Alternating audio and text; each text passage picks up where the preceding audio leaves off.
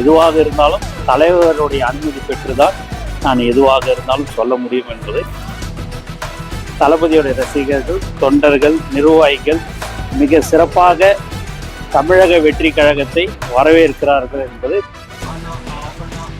நீங்க விஜய் கட்சி ஆரம்பிச்சிருக்காங்க, நீங்க டெல்லி பயணம் இருக்கு, அந்த பயணத்தை பற்றி இந்த தலைவர் தளபதி அவருடைய சொல்லுக்கு இணங்க இன்று காலை நாங்கள் தமிழக வெற்றி கழகத்துடைய கட்சி பதிவு பண்ணுறதுக்கு உண்டான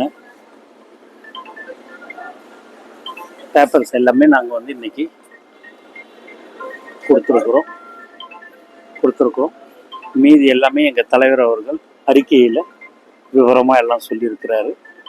அதை நீங்கள் உங்களுக்கு தெரியும், அதுபடி நாங்கள் நடந்துக்கிறோம்.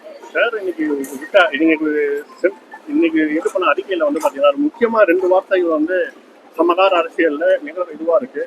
அதில் முக்கியமான பார்த்தீங்கன்னா ஊழல் மறைந்த அரசியல் கலாச்சாரம் ஒரு புறம் என்றால், நம் மக்களை சாதி மத வேதங்கள் வாயிலாக பிளவுபடுத்தும் அரசியல் என்று இருபுறமும் மக்கள் அவதிக்குள்ளாகிட்டுன்னு சொல்லியிருக்காங்க. இது யாரை குறிப்பிட்டு இன்னைக்கு தான் நாங்கள் முதல்ல ஆரம்பிச்சிருக்கிறோம். இது எல்லாமே இனிமேல் பட்டு அதிகபூர்வமான நாங்கள் அவர்களை நியமிப்போம். அவர்களிடம் நீங்கள் எந்த கேள்வியாக இருந்தாலும் கேளுங்க, அவங்க அதுக்கு உண்டான பதிலை சொல்லுவாங்க. எதுவாக இருந்தாலும் தலைவருடைய அனுமதி பெற்றுதான் நான் எதுவாக இருந்தாலும் சொல்ல முடியும் என்பதை இந்த நேரத்தில் நான் தெரிவித்துக் கொள்கிறேன். தளபதியுடைய ரசிகர்கள் தலைவருக்கு எல்லோரும் வாழ்த்து தெரிவித்தார்கள்.